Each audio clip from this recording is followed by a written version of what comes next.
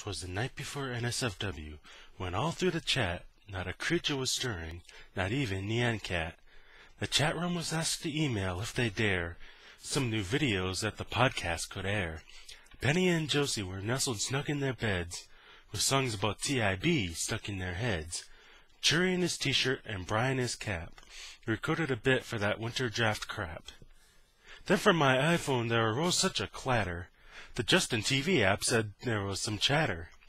Away from my desk chair I jumped in a pinch, clicked open the browser to check for the bench. And after I sat through the goddamn pre-roll, I saw where they were voting on a new straw poll. When what to my wondering eyes should appear but a Skype window and a voice in my ear. Hosting his shows from the TNT set, I knew in a moment it must be Merritt. More rapid than Squarespace, the in-jokes they came.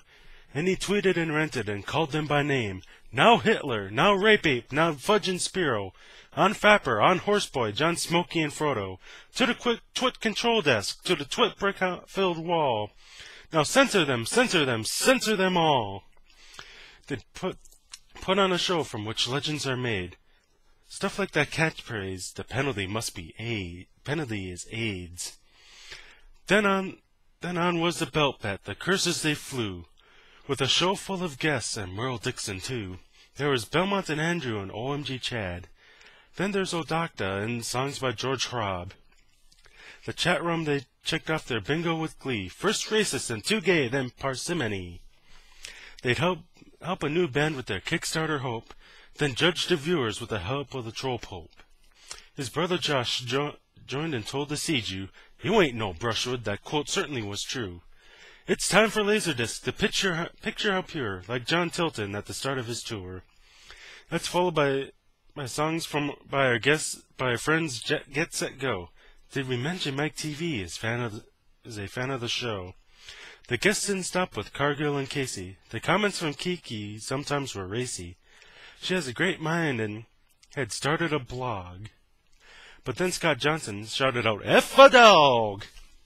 Then Runceville arrived, the provider in hand, and had cheered at the music of Jonathan Mann. A new drinking game that had cups full of beer. I heard Sockman said, "Pretend I'm not here."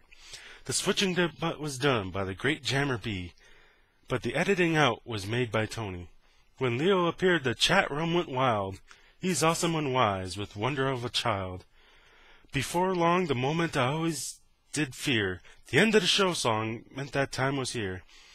But I heard them exclaim as they started to go, "Happy Christmas to all," and GTFO.